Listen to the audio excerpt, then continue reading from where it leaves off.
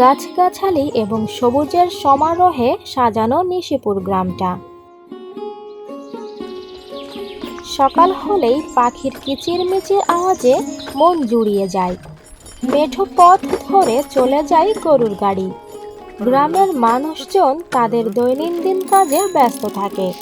তবে এ গ্রামের একটি অদ্ভুত ব্যাপার ছিল, যে যার কাজে ব্যস্ত থাকতো, মুখে কোনো কথা বলতো না, যেন সবার মধ্যে একটা নীরবতা বিরাজ করছে।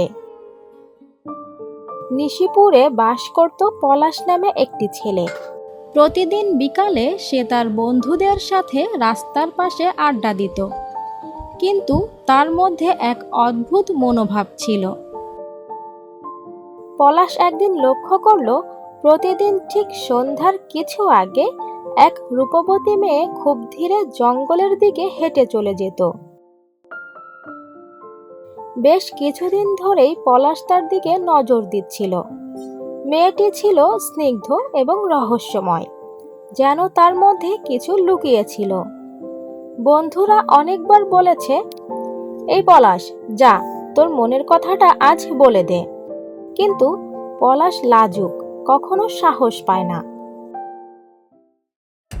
একদিন পলাশ এক অদ্ভুত সিদ্ধান্ত নিল। আজ সে মেয়েটির পিছু নেবে। সন্ধ্যা হয়ে এসেছে। মেয়েটি জঙ্গলের পথ ধরে হাঁটতে শুরু করলো এবং পলাশও তার পিছু নিল।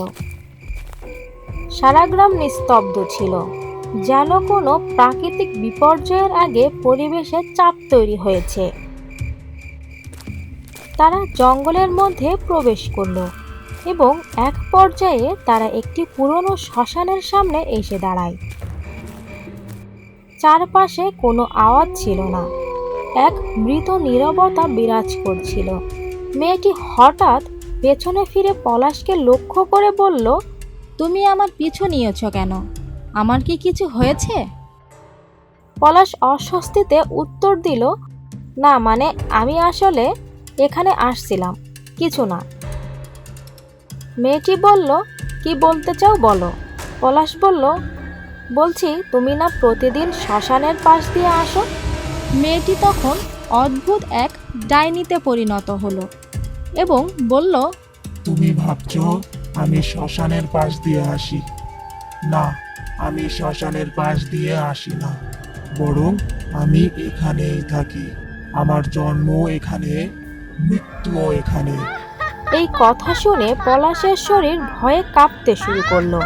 সে দৌড়ে পালাতে লাগলো। তখন শ্মশান থেকে ভেসে আসছিল গা ছমছম করা আওয়াজ। কেউ যেন হাসছে, কেউ কাঁদছে, কেউ ডেকে ডেকে বলছে, ওই ফিরে আসো, ফিরে আসো।